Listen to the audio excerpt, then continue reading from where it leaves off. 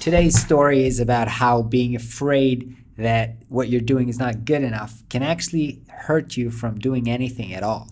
So I just came back from meeting with a designer that I'm working with. I'm coaching at my client's office, and she's right now building kind of a big marketing website for a client in Webflow, and she's actually doing a great job. She built kind of a non-traditional complex layout, and she's building it pretty good in Webflow. It's kind of complicated, but here's the thing. I came there and she was in the middle of it, kind of like frozen, because she was not sure that the way she's doing it was correct, and she was saying to herself, what if I'm not doing it good enough? What if it's wrong? What if other people, what if a client, after I deliver the website, are going to find out that I didn't do it correctly and that it's not well enough, and that there's going to be problems with it later on?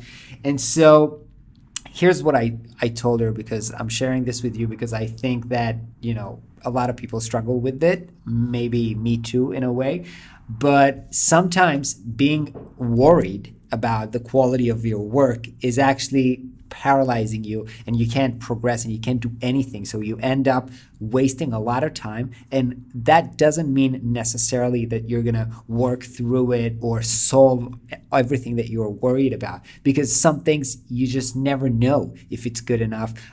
Design wise, I'm personally never 100% happy with my designs, and I'm always like, this is not good enough. But if I always try to make it like 100% perfect, and that's the word that you gotta be careful of, perfect, then you're gonna be stuck. And that means that if you're a freelancer, that means you're not gonna be very profitable. If you're working at an agency or a studio, that means that you'll be kind of slower than other people, and that might be frowned upon. And so I think that you have to realize where the good enough point is. And the good enough point means that you are worried to provide good enough quality of work, or maybe development if you're doing the Webflow development, but you can't let it stop you. You have to deliver, and if you're wrong, if you're mistaken, then you have to deal with it later on.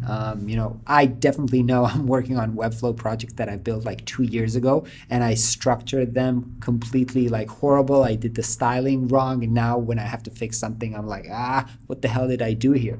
And so, it happens to everybody, but you just have to move on. And as when you do unperfect things, when you do like things which are 80% okay, good enough, and then you do them 10 times, 20 times, you get better, and eventually you'll be at what you once maybe you thought it was perfect. It's just you'll be there later on. And so I told her, don't worry about getting this website right, because it's your first big marketing website that you're doing. Don't worry, by the 10th website you'll be fine. So just move it on, get it over with. I think it's good enough, and let's progress to the next thing. So hope you guys have a great weekend. Don't be frozen or paralyzed because you think that some things are not perfect. Just take them to good enough and then progress. Have a great weekend. I'll catch you next time.